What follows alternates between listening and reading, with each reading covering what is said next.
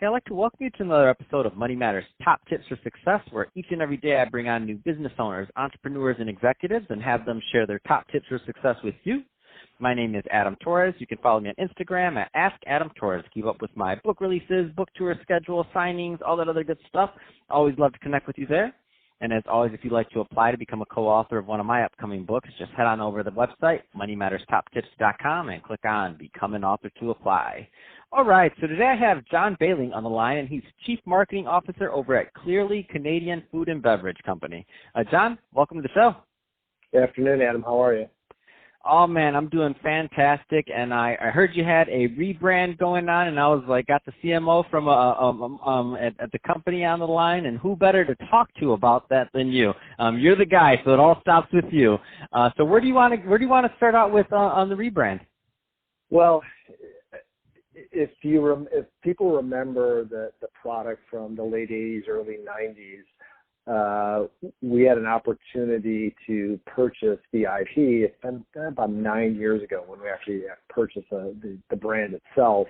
And then between formulation and getting your packaging, bottling, and all your ingredients, we really started actually getting into consumer hands about 4 years ago, and then really the last 3 years in retail locations. And really the best way to describe it is there was such a huge fan base from the late 80s and 90s. And so when we built our Facebook page and our website and put some teasers out there that were coming back, it was really rabid with the amount of fans that remembered wow.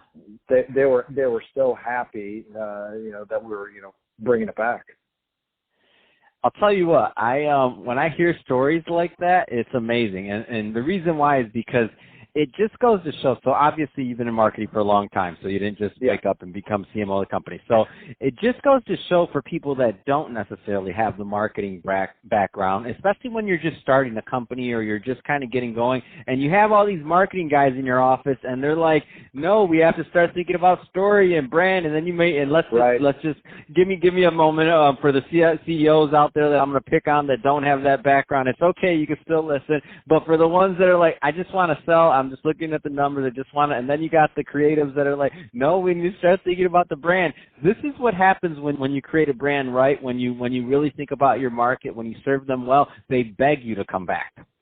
Well, absolutely. I mean, they had Clearly Canadian, the company had a story when it first started, and it frankly, it was an alternative soft drink, if you will, because it was clear, but it had incredible flavor. But, people thought it was definitely a healthier alternative. And so when we brought it back, not only did they remember it from their youth, if you will, we created our own story bringing it back. And that's where everybody really got excited. Wow. Tell us a little bit more on what went into crafting and how you craft a message like that, specifically, obviously, using your example as a case study. Yeah, I mean, we're not the first, brand to come back that kind of went out of rotation. And so there's always kind of that inherent built-in fan base on very successful products. So, that was an interesting scenario for us, but we did a little, kind of feet on the street and really, frankly, interviewed people going down the street. And it was actually amazing. Once we had product and, we'd show them a bottle and we interviewed them, people just actually kind of went nuts. And really the way we brought it back is like a lot of entrepreneurs trying to raise money. We did a GoFundMe campaign and, to our own liking, we're very open. We just said, your money that you put into this is going to go for the first production run, and your money, we're going to send you a case of product.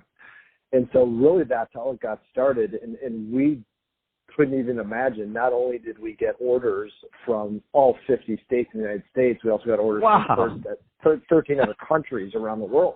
What? Yeah. So it was, and from there, it literally just went viral. Next thing you know, we have 100,000 Facebook fans. And when can I get it in California and Iowa and Florida and Maine? And people were just, it just kind of exploded. Wow, what a story! I love it. It's amazing. And so, what's kind of the next step? So, what's on the horizon now? You obviously you have a built-in fan base. The company's growing. What's next step on for the 2020 vision, if you will? Well, like any consumer products good, and especially in the beverage space, you want to continue to expand distribution and availability. So while, somebody can always go online and order direct, we still continue to get distributor partners and retail partners, for distribution purposes.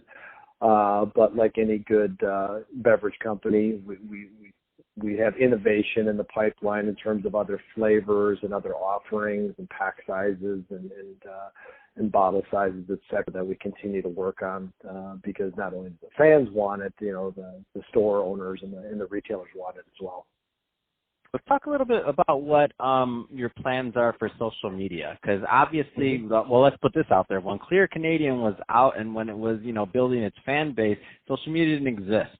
So you obviously had to, so now you're starting that from scratch, which let's just say some other brands, maybe they had products that were out of rotation, but they had, if you're Frito-Lay, maybe you had some other, you know what I mean? You have all that built. What does that look like to start the whole social media process and to reinvent / bring a brand back?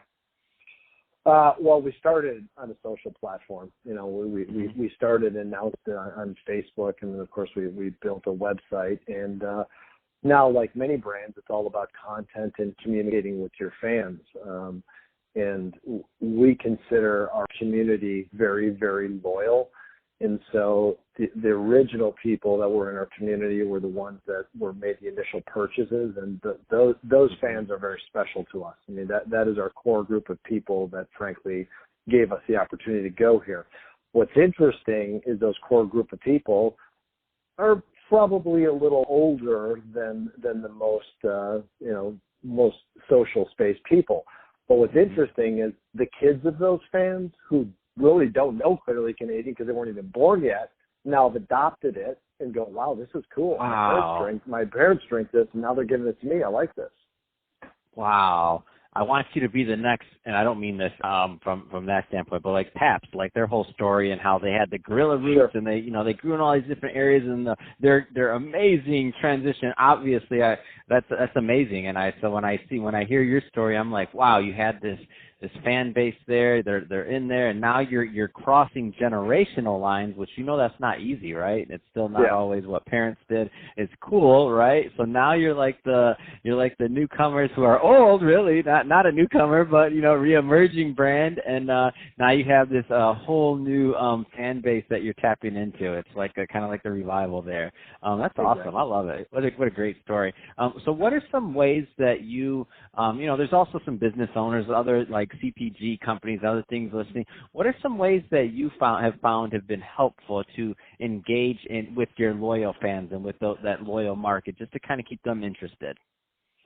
I think it's about communication, to be honest with you, because there's so many brands out there that might do a post or might say they're going to do something, and then they're kind of lost in the customer service world. We make a very conscious effort to communicate at least a thumbs up or a thank you, and if not, maybe some more detail, just to tell them, hey, we're here, we hear you, I'll look into that. You know what, you're right, I don't have distribution in Florida yet, so frankly, please go into your Publix and ask them to carry us. And so what's been kind of fun about that is our fan base has literally gone into retailers and saying, listen, I'm talking to Clearly Canadian. This is what I've ordered. Please. So they're almost becoming our salespeople, which is great. So, but they just want to be communicated and not ignored. Oh my gosh, I love it. That's a great story. The retailer is probably like, wait a minute, like people don't normally come in here and ask for products. Like what are you doing? Like, I love it. You have advocates. You have boots on the ground distributors all around from your fan base. It doesn't get any better than that, Don. Yeah, it talks about the loyalty of what and the passion that these fans have for it. Man, I love it. That's absolutely amazing. So, John, if somebody's listening to this and they want to learn more about Clearly Canadian, what's the best way for them to do that? Just go to clearlycanadian.com, and we've got a retail locator map on there, so you can find out where you can buy it. Or if you want to be real fun and order a whole pallet for a party, you can do that directly on our website. Get it done. Order those pallets. Come on. Get into Clearly Canadian while you can. I love it. So, John, really appreciate you coming to the show and sharing more about your background and what you're doing over at Clearly Canadian to bring the brand to the audience and to revive it. I mean, I love it. It's just an awesome success story. And to the audience, as always, thank you for tuning in.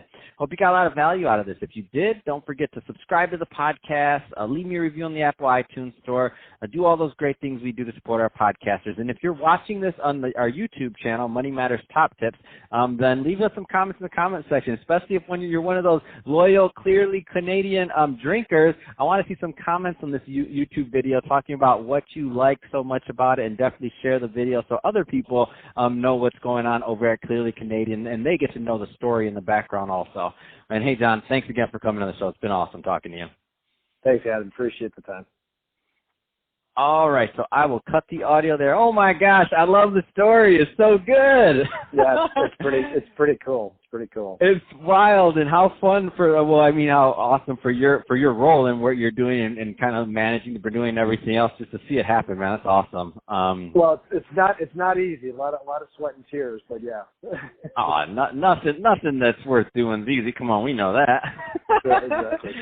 All good. Well, hey, quick side note. So I'm gonna shoot the audio. Don't mean to rush, but I gotta go to the next one. Yep. So I'm gonna shoot the audio to my team. They'll do all the editing, all that other good stuff, and they're pretty quick though. So this will be live within probably 3 to 5 days, at the most, business days. When it does go live, you're gonna get an email from one of my assistants, either Julius, Diana, or Kate, and that'll have 8 to 10 links on it. It'll have your iTunes, your Spotify, all that other good stuff. It'll also have a full video marketing package for you, full YouTube video, Instagram, Facebook, Twitter, LinkedIn, and I'm going to have them use a thumbnail of those big, beautiful bottles on your website, because they look amazing and people should see them. So I'll make sure they use that in all your marketing, so it'll be a really nice piece for you. Great. Appreciate it, Adam. Thanks for the time. Thank you. Have a great week. Bye. You too. Bye.